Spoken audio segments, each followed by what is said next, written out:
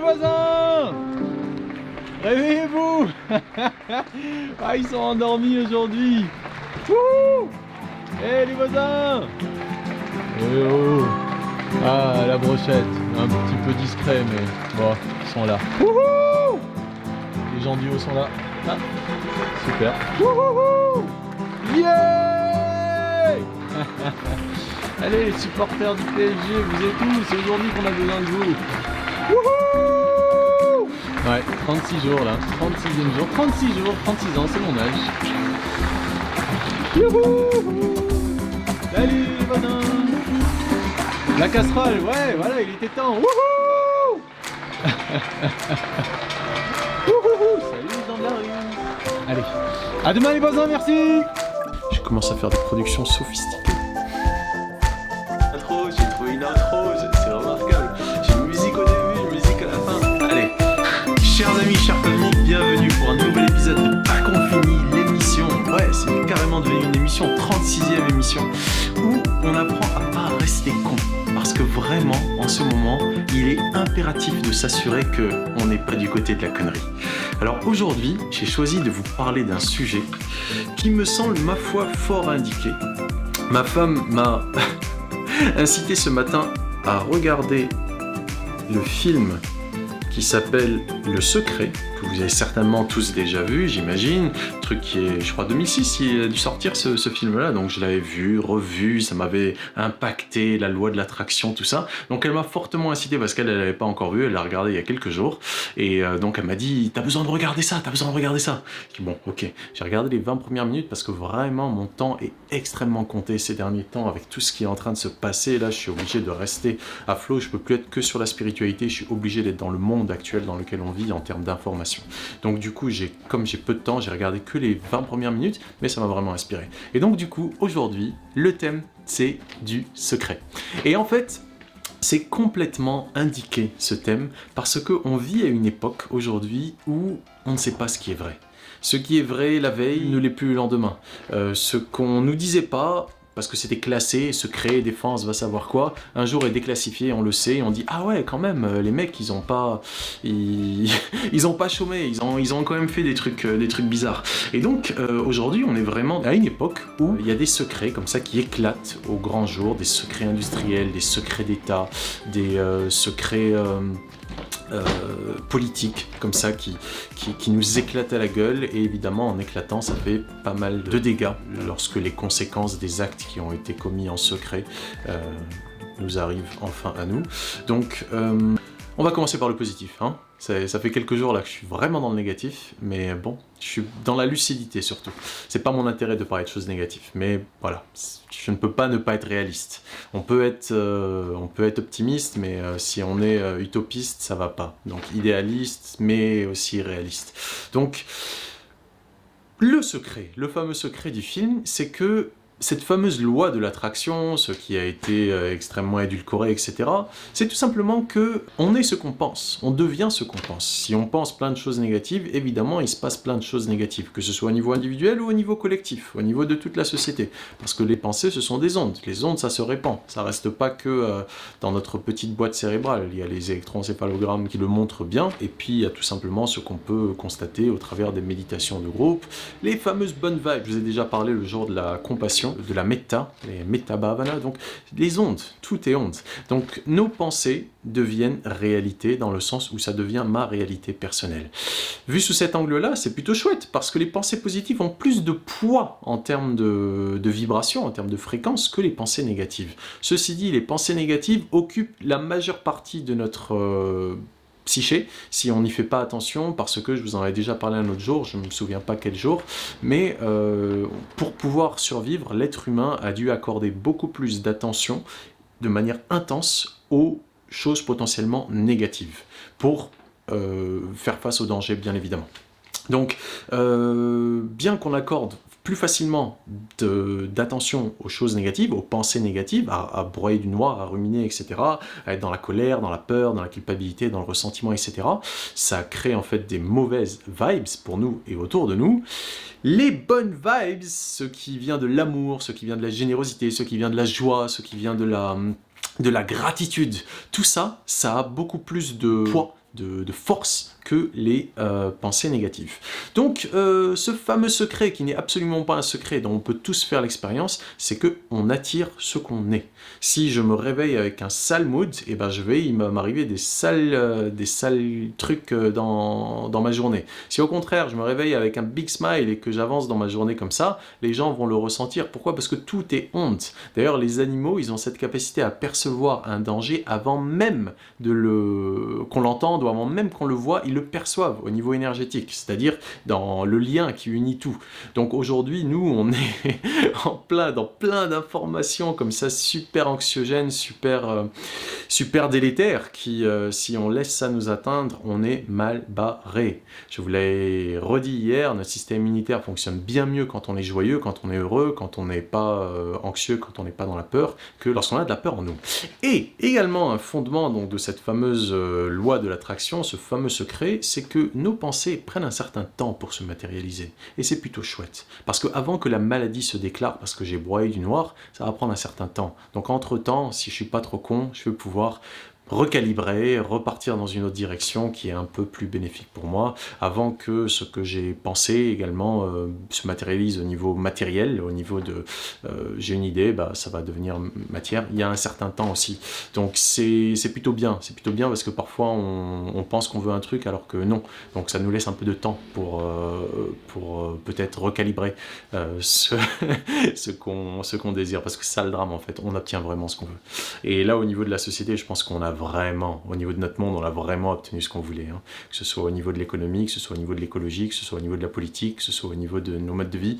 Bon, on a ce qu'on veut, hein, finalement, on l'a. Maintenant, on l'a eu, qu'est-ce qu'on en fait? C'est ça la question. C'est pas toujours évident de chercher des pensées positives, d'être dans un bon mood, parce que et voilà, on est humain, il y a plein de choses qui se passent en nous, on ne sait pas trop pourquoi, on ne sait pas trop comment, et à moins qu'on soit un super yogi, mais vraiment un super yogi, ce que je ne suis pas, mais je sais que c'est possible, qu'on soit parfaitement aligné, parfaitement silencieux, parfaitement immobile à l'intérieur, et ça va dans tous les sens. C'est ce qui m'est beaucoup arrivé ces derniers jours, j'en suis conscient, et je m'en excuse auprès de vous, parce que je suis censé être là avec un high spirit, mais quand on apprend plutôt des choses comme ce que j'ai appris ces derniers jours par rapport à toute cette mascarade mondiale au sujet de ces virus, tout ça, c'est dur si on a un petit peu d'humanité en soi d'être insensible. C'est pas possible. En tout cas, en ce qui me concerne, c'est pas possible.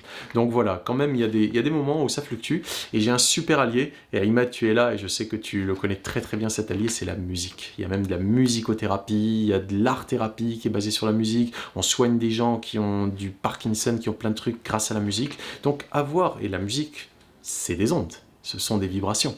C'est un super moyen, à peu de frais, de se sentir mieux, d'élever son mood, et non seulement d'être utile pour soi et d'être utile pour les autres. Donc cette musicothérapie, c'est quelque chose de pas négligeable. Alright, c'est fini pour les choses positives, repassons de l'autre côté maintenant. Alors, vous savez certainement que ce fameux professeur Luc Montagnier, qui est un... Ah, que dire de lui? C'est un saint, c'est vraiment un saint, parce que contre vents et marées, il défend ce qui est éthique, ce qui est vrai. 87 ans, le pauvre bonhomme, il pourrait pas prendre sa retraite tranquillou, sans se faire chier avec tous ses nœuds à la tête, qu'on le blâme, qu'on l'insulte, qu'on le traite de sénile, etc. Franchement, c'est un saint, ce monsieur Montagnier. Parce que son prix Nobel, il l'a eu, il n'a aucun intérêt financier dans tout ça, c'est de la pure compassion, de la pure générosité, en disant il y a plein de gens qui souffrent. Pourquoi? Parce qu'il y a quelques gens qui ont fait des trucs, pas forcément dans le but de nuire, mais qui nuisent aujourd'hui. Et donc il veut aider. Et donc il a été évidemment traîné dans la boue après ces découvertes qui datent pas d'hier, hein, ça date pas de l'entretien, ça faisait plusieurs semaines déjà qu'ils avaient découvert ça, lui avec le professeur Jean-Luc Pérez, et la raison pour laquelle ils n'avaient pas eu d'écho, ces résultats, mais c'était pas les premiers d'ailleurs, hein, il y avait déjà les Indiens, c'est pas les premiers à avoir dit que le virus avait été modifié. Mais voilà, pour que ça puisse être étudié, il a fallu que Luc Montagnier, avec sa renommée, en parle, et là, on commence un petit peu à en parler. Ça ne veut pas dire qu'on écoute pour autant, enfin que les décideurs, que les soi-disant communautés scientifiques, ça veut rien dire la communauté scientifique, comme s'il y avait un socle comme ça, sur lequel il y a la communauté scientifique qui est posée, et puis tout le reste des crétins comme nous qui sont dehors. Il n'y a pas la communauté scientifique, il y a des pairs qui sont plus ou moins qualifiés, plus ou moins reconnus, qui vont émettre un avis, et c'est pour ça d'ailleurs qu'ils font des prépublications, les pairs scientifiques s'expriment, donnent leur avis, et puis lorsque une théorie est validée, bam, c'est publié, et là c'est officiellement reconnu comme étant une vérité scientifique. Ceci dit, ça ne veut pas dire que ça ne va pas être démonté dans une autre étude quelques semaines, quelques mois, quelques années plus tard. C'est ça la science, c'est mouvant. Donc dire la communauté scientifique a dit, le professeur Luc Montagnier raconte des sornettes, c'est bullshit. Et c'est ça qu'on envoie à la tête des gens, du grand public, en leur disant, voilà, professeur Luc Montagnier, n'écoutez pas, des conneries. Ben moi je dis un truc, c'est que n'écoutez pas tout ce qu'on vous raconte de l'autre côté, parce qu'il faut d'abord savoir pourquoi ils racontent ça. C'est ça qui est fondamental, c'est savoir quels sont les intérêts des gens à prendre une certaine position. Moi, mon intérêt aujourd'hui, ici, avec vous, il n'est ni financier, ni politique, ni... rien. Je veux dire, j'essaye de voir quel intérêt je pourrais avoir. Il y a une seule raison qui m'anime, c'est la vérité.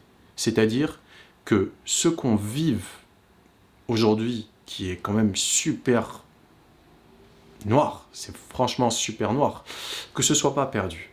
Voilà, c'est cette éthique, moi, qui m'anime, et je pense qu'il anime un certain nombre de gens qui défendent la vérité, qui défendent en tout cas une autre voie, qui est que celle du... je sais pas, de la communauté scientifique qui n'existe pas encore une fois, ou bien des gouvernements, ou de l'OMS, ou de la Bill Gates Foundation, n'en parlons même pas de cela.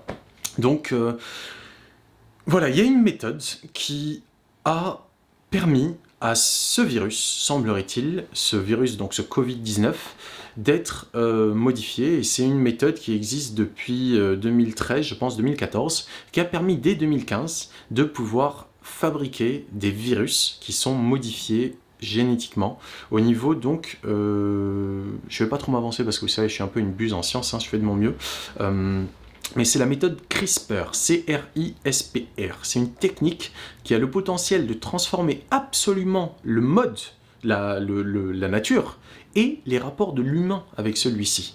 C'est-à-dire que c'est potentiellement super dangereux. Et donc ça a été encadré par l'UICN, j'ai oublié ce que ça veut dire l'UICN, mais avec un certain moratoire qui avait été demandé par les scientifiques pour des raisons d'éthique, bien évidemment. Mais ça a quand même été utilisé, par exemple, il y a en 2018 l'Imperial College, des chercheurs de l'Imperial College, qui ont réussi à conduire en 7 à 11 générations, donc générations qui se sont reproduites, une population de moustiques qui transmettaient la malaria, de les conduire à l'extinction. Parce qu'ils ont modifié au niveau génétique, par cette méthode, la CRISPR,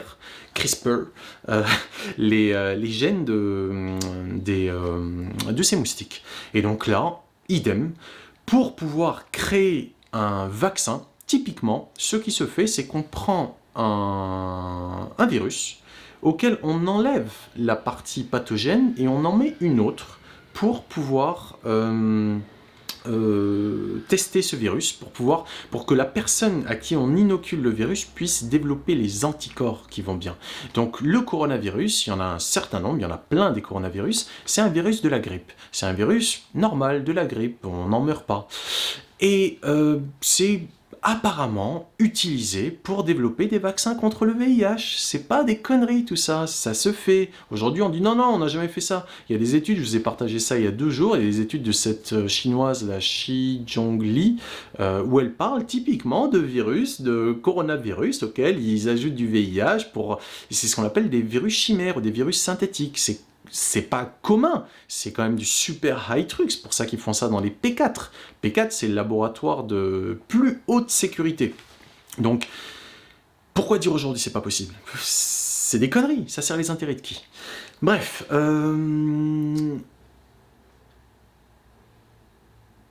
C'est un vrai virus, il n'y a pas de doute là-dessus. Les scientifiques qui sont qualifiés et qui ne sont pas inféodés à quelques pouvoirs financiers que ce soit ou pharmaceutiques que ce soit, le disent. Il y a bien un truc là qui a été modifié, une partie du génome qui a été modifiée.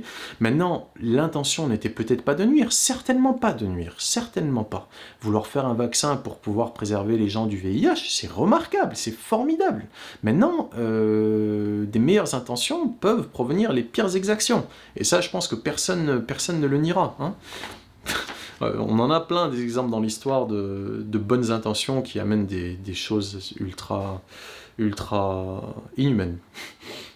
Donc, tout est possible. Ce virus est peut-être échappé. Quelqu'un, il a été inoculé pour faire des tests, et puis le truc s'est échappé. Pourquoi dire que c'est pas possible ? C'est con, c'est complètement con de dire non, c'est pas vrai. Non, c'est pas possible. Donc, ce qui est merveilleux, ce qui est absolument remarquable, c'est que le professeur Montagnier estime, et comme je vous l'ai dit, hein, c'est, enfin, je n'ai pas besoin de vous le dire, vous l'avez lu, vous l'avez vu, c'est une sommité, mais une sommité controversée.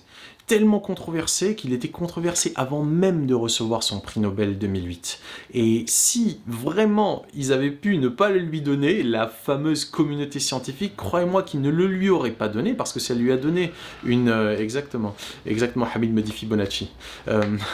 Et ça lui a donné une notoriété qu'il n'avait pas avant. C'est comme le professeur Jacques Benveniste, le professeur Jacques Benveniste, qui avait, bon ça j'y arriverai dans un moment, qui a été complètement mais traîné dans la boue. Parce que ça ne servait pas les intérêts de cela. Donc, ce qui est plutôt positif dans ce que nous a raconté le professeur Montagnier, c'est que le virus, vu qu'il n'est pas naturel, c'est pas normal ce qui lui arrive à ce coronavirus, qu'il ait cette capacité létale, c'est absolument pas normal. Le fait qu'il s'attaque au système immunitaire, tout ça, c'est des comportements du VIH, qui sont donc amplifiés par le fait que les gens aient une grippe, qui est donc un truc respiratoire. Et encore une fois, je ne vais pas aller plus loin là-dedans parce que je ne suis pas expert. Je ne veux pas m'autoproclamer virologue. Moi, je m'autoproclame défenseur de la vérité, défenseur officiel de la vérité. Je fais de mon mieux. Et donc, ce qui est plutôt positif, c'est que le virus, selon le professeur Montagnier, devrait muter au fil du temps et perdre de son intensité pour redevenir un coronavirus comme les autres, c'est-à-dire une grippe. Rien de dramatique à ce que ce soit une grippe.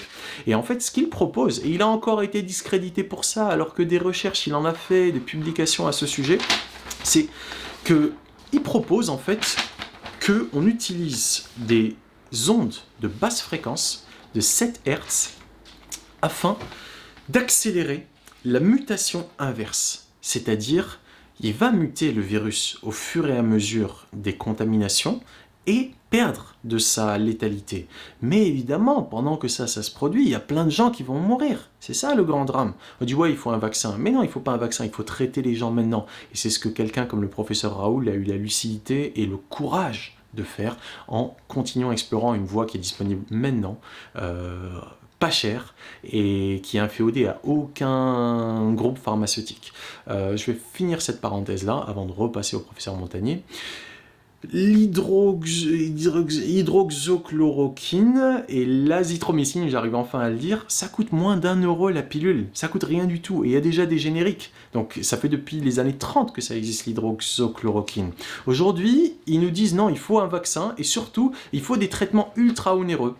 Il y a, comment ça s'appelle, Remdesivir, on dirait presque qu'il y a désir dedans, Deep Dream also, ils nous inventent comme ça des noms de médicaments qui font rêver. C'est un truc qui avait été développé pour l'Ebola, ça n'a pas marché, pour je ne sais quoi, ça n'a pas marché. Là, ils essayent de l'utiliser pour le Covid, et ça marche, apparemment, ça marche plutôt bien, mais c'est pas le premier choix des médecins, parce que c'est super cher, et c'est la propriété d'un labo pharmaceutique qui s'appelle Gilead.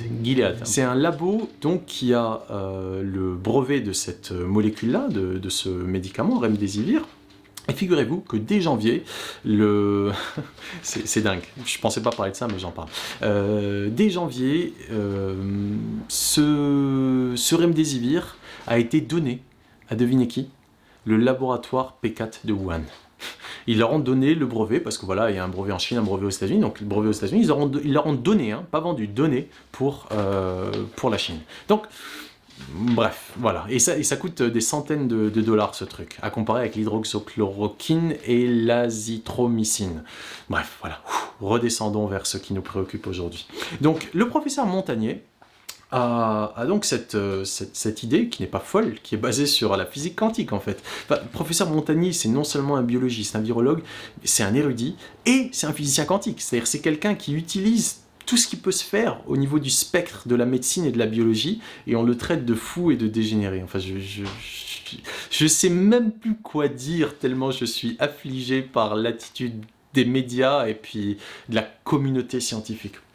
Et donc, sa proposition, en fait, pour accélérer la mutation inverse, c'est d'éliminer les séquences issues du VIH par le biais d'ondes qui vont interférer avec la structure ARN du virus. Et c'est pas des conneries. Si vous voulez, c'est ce que les gens qui ont peur de la 5G disent, que la 5G peut atteindre nos cellules. C'est le principe de la radiothérapie. Ce sont des ondes, n'est-ce pas, qui vont aller tuer un certain type de cellules. Donc, avec des ondes de très basse fréquence, de 7 Hz, semblerait-il, ce serait possible. Et c'est une idée folle, peut-être, parce que ça représente, semblerait-il, une téléportation quantique de l'ADN, ce qui est dingue, je ne sais pas du tout ce que ça veut dire. Le transport de données moléculaires par le biais de champs quantiques, je n'ai aucune idée de ce que ça veut dire, et c'est pour ça que je reste à ma place et je ferme ma gueule à ce sujet, mais le professeur Montagnier, il sait exactement ce que ça implique, et ça, c'est énorme. C'est absolument énorme. Le fait qu'on discrédite cette piste-là, c'est pas normal. C'est absolument pas normal. Au contraire, on devrait explorer à fond cette piste pour accélérer la mutation du virus, qu'il arrête d'être létal. Il faudrait explorer ça, mais maintenant, au lieu de rentrer dans des débats, est-ce qu'il dit vrai ou est-ce qu'il dit pas vrai. S'il dit pas vrai, eh ben qu'on le prouve. Et puis s'il dit vrai, eh ben qu'on le laisse. Dans tous les cas, il faut essayer.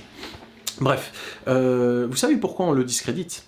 Parce que ces travaux-là, cette direction-là d'aller vers ces histoires-là d'ondes de basse fréquence, ça va dans la même direction que les travaux du professeur Jacques Benveniste sur la mémoire de l'eau, dont j'avais déjà parlé il y a quelques lives.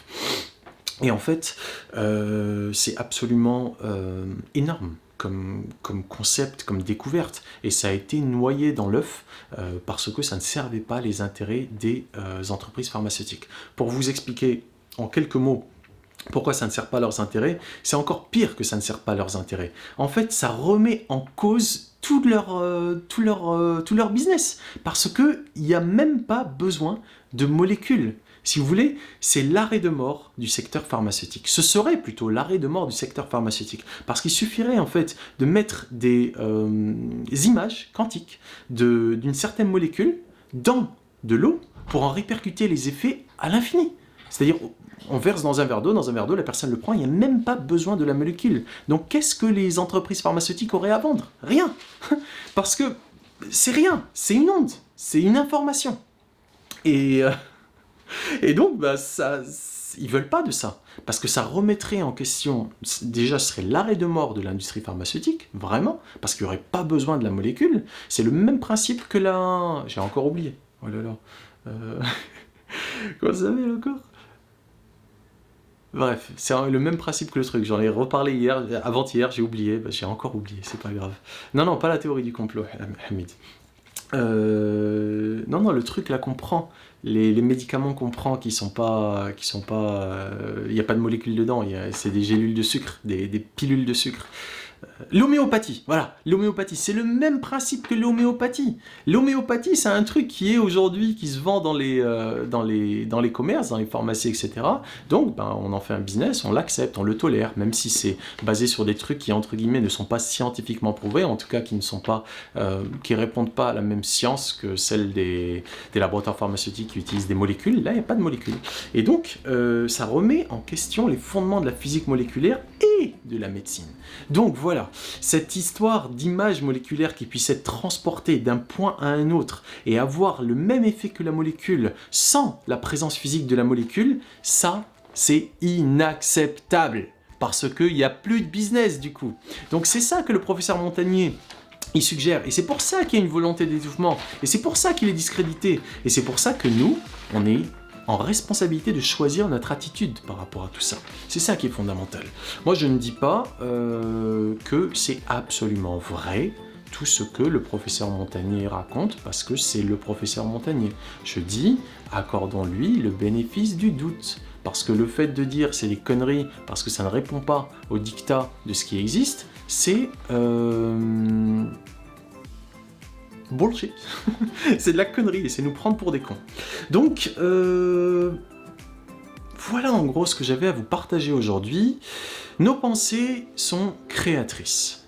Cette histoire de pensée positive qui va attirer des choses positives, aujourd'hui, elle est plus utile que jamais. Si on broie du noir, on en veut à ci, on en veut à ça, etc., c'est-à-dire on est contre, c'est contre nous-mêmes qu'on est. On a besoin d'avoir un système immunitaire qui est au top en ce moment, parce qu'on ne sait pas de quoi demain sera fait en termes de progression de ce virus bizarre. Mais ce qu'on sait, c'est qu'on a la possibilité d'être le plus positif possible. Donc ne soyons pas contre la Big Pharma, ne soyons pas contre ci ou contre ça, soyons pour la vie, soyons pour la vérité et pour la justice. Et que justice soit faite, même s'il y a eu des morts, que au moins ces morts n'aient pas servi à rien, que ça nous permette d'avancer tous en tant que société, en tant qu'êtres humains, vers plus d'humanité dans un monde qui s'est retrouvé complètement phagocyté par les intérêts économiques et financiers. Chers amis, chères familles, sur ce, je sais que c'est positif aujourd'hui, ça me fait plaisir, ces derniers jours c'était pas positif. Je vous dis, comme d'habitude, un big boom, bonne année, restez heureux, écoutez de la musique et à demain.